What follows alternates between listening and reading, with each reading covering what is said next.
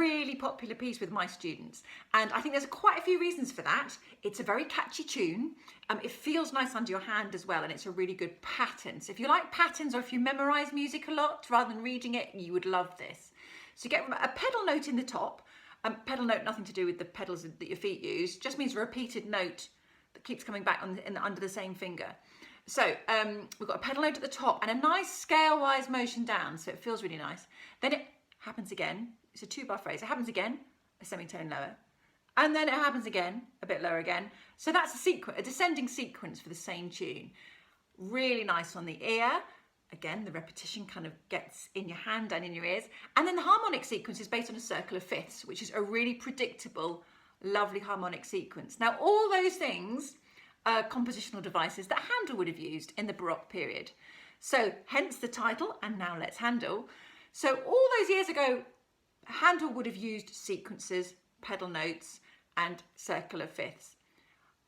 We're going to take that, and then Michael Proksch has basically modernised it, and we've got slurs on it. Of course, Handel would have written for a harpsichord, and it would have all been quite detached.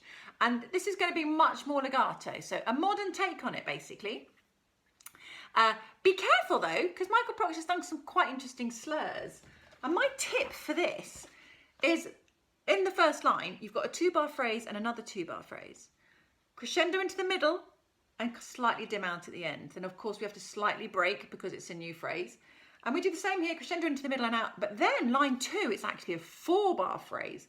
So actually we get to build a little bit more through this one to feel the 4 bars. And right in the middle, it should sort of build quite on an interesting chord, actually. Oh, by the way, these 2 bars everyone finds really difficult. So don't worry if you find bars 6 and 7 always keep going wrong. It's totally normal. Happens to everybody. Just got to keep practicing it a bit more. When we get down to here, the left hand takes the tune.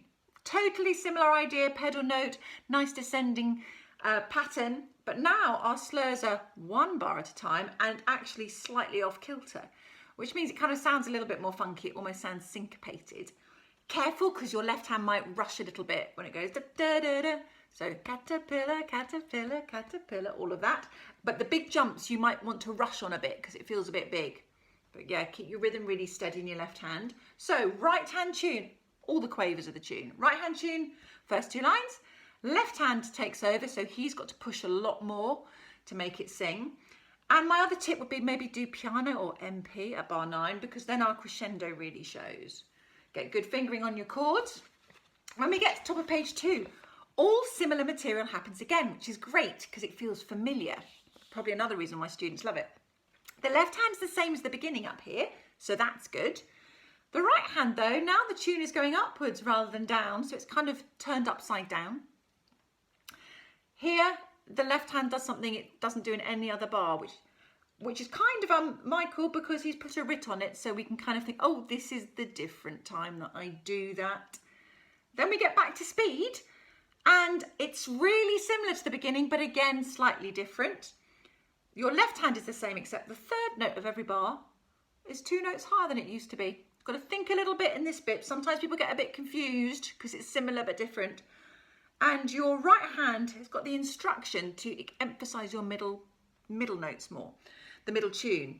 Now it's interesting that, because actually the way we might have played the actual main tune was to highlight the note that changes, the scaled notes.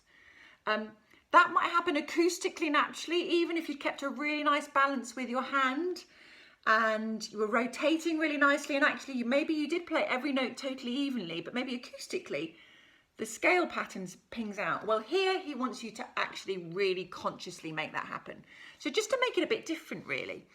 So that's quite fun to do, and hopefully you noticed that on my recording, my performance. When we get back to here, we go back to a repeat over bar 9. Well, it's not a repeat, it's a... Oh, it is a repeat. It's not even a DSL coder, sorry. It is a repeat, but we're allowed to do it in the exam. In fact, they want it in the exam. It says play repeats in the exam. I think always it's nice to kind of do something different on your repeat the second time. Maybe get more emotional, make your crescendo more obvious this time, really, really build. You can do some lovely phrasing. We're not totally Baroque. We don't have to take totally in time anymore because it's a modern take on it. I quite like being a little bit more expressive with this piece because it's really pretty. So make more of it maybe second time. And then of course we jump to the second time bar down here. I like a loud ending. That's my take on that bit. So a really nice piece, lots of sort of safe patterns in it. I'm going to play it again for you now though, really slowly, because that will help learn it.